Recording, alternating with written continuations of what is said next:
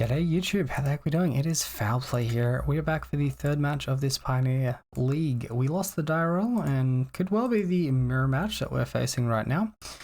We've mulliganed once and I think this hand is reasonable. We'll keep, ditch the Kai's Ghost form and keep the rest. It's still not an amazing looking hand, but and suddenly ditching the Kai's Ghost form looks ever so foolish, doesn't it? Oh goodness. Alright, see how we go. Black and red from our opponent. Sylvian Caryatid. Alright, so this is a combo deck of some description.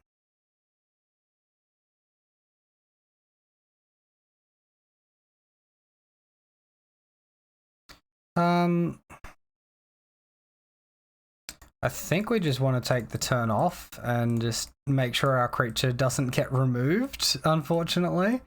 It doesn't make the best use of Skrelv's toxic ability either, but I guess just going to hit in. Alright, well, our opponent lets the damage go through, so I guess that's something. We could pretty easily die here, I'm assuming. I'm still not super familiar with the Pioneer decks at the moment. I feel like I've versed something like this before. They are floating blue mana there. Oh, this is a Niv to Light deck. Okay, this is horrible in Modern and it's probably horrible here. We'll see how we go. Our opponent's cast Prismatic Command, discarding Deafening Clarion and Wandering Mind.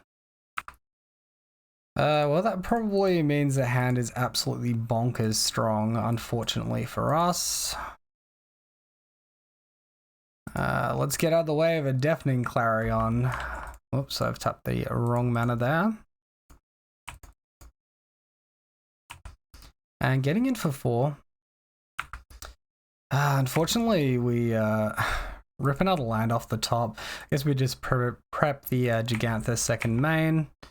Attacking with the Skrelv in the meantime. Alright, and we'll play the Razorverge Thicket this turn, so we're guaranteed 5 mana next turn. Vanishing Verse on Alpha Authority. Alright, that probably means we're in for a bad time. Followed by Dreadbore. Alright, well, I hope they've got an answer for Gigantha. We can get 1 Sentinel's Eyes back from the graveyard so far. We've got them down to 9. 2 cards in their hand. Alright, let's see how we do.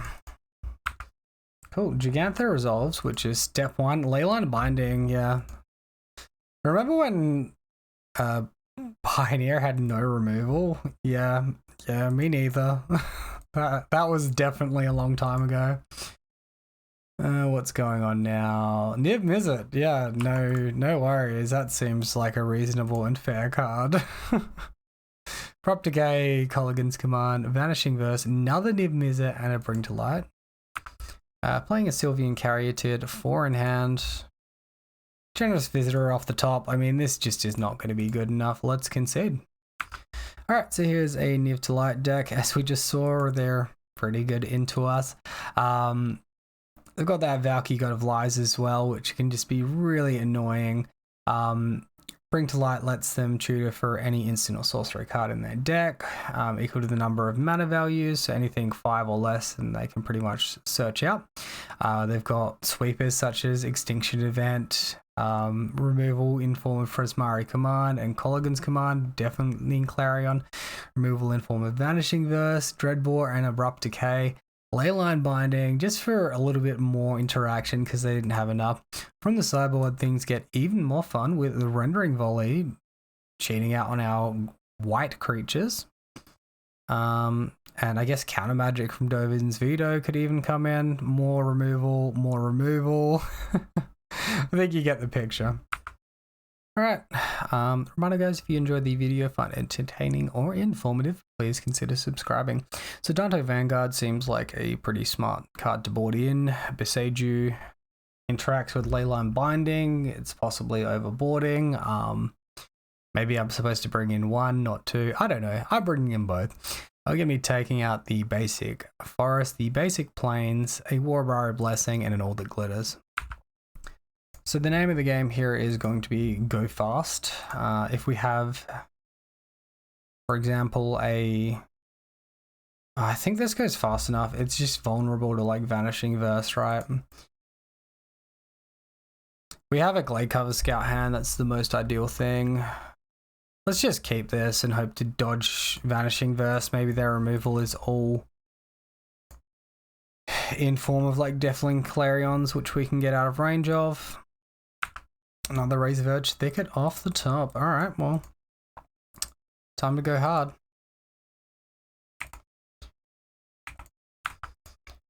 Alright, so nice little attack for 6 this turn.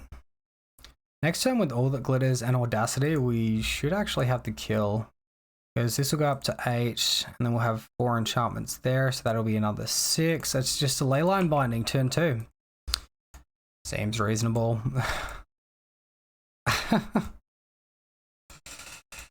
Yep. Alright.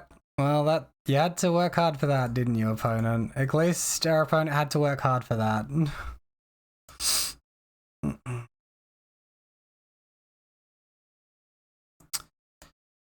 We can't cast Hammerhand, obviously. I think we out for authority to guarantee some sort of protection on our creature. We are just playing completely into a Deafening Clarion like this, though, but that wouldn't have made a difference with the All That Glitters, though. If we play that, we still only get to 3 toughness, which is not good enough. Well, our opponent's shocking in Stomping Grounds. That only means crap times for us, I'm sure. Oh, Kiora, we might be okay. Alright. So that'll add 3 to our creature. Of course, we find an irrelevant aura.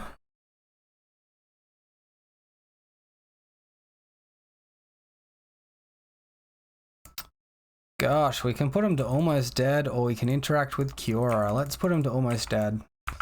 Alright, so they're on 3. Suddenly we're out of range of Deafening Clarion. There's still a host of other stuff like Extinction Event, which will well and truly get us. Uh-oh. Our opponent's tapping mana, which can only mean bad things, but maybe we get put out of our misery. I think they're just going to bring to light. Yep, untap a permanent. Alright, you didn't even have to work for this, did you, opponent? What a sad time to be alive.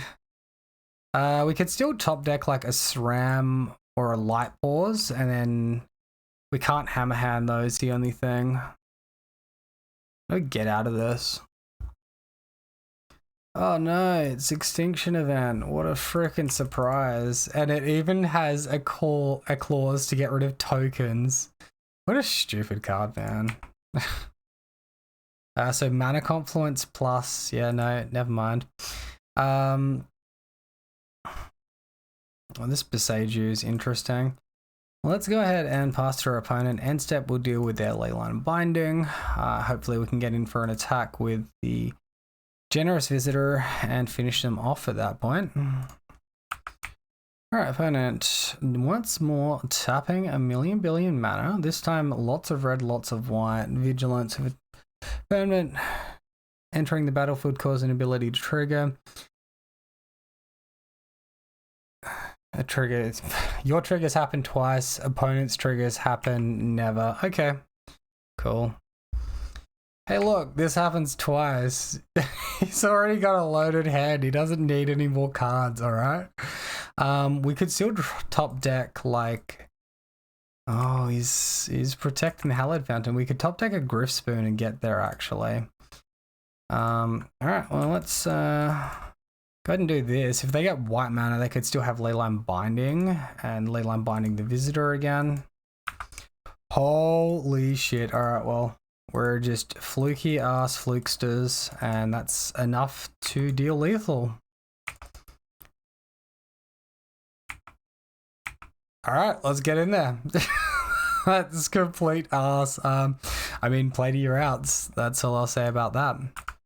Alright, we get to go to a game 3 here. Our enchantments look pretty strong. Our opponent is mulliganing to 6 finally. We're going to keep this one. It's a risky one-lander, but we have got our best creature here.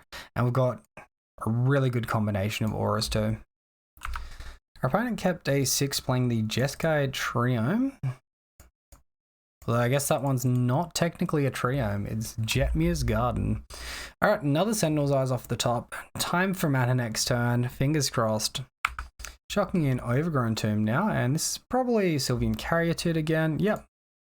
Come on, mana, we need you. Yep, and just like this, things started to falter. All right, so we'll Audacity. We'll guarantee the attack this turn. Uh-oh, Deafening Clarion. No, Kiora. Okay, setup turn. That's not bad for us. Not the Curious Obsession. The Curious Obsession is terrible. But the fact that they're doing another setup turn is quite good for us. All right, well, this will throw down, and attacking Kiora doesn't really do anything because it's not even dead to the active, so we'll just let them have that one on the board.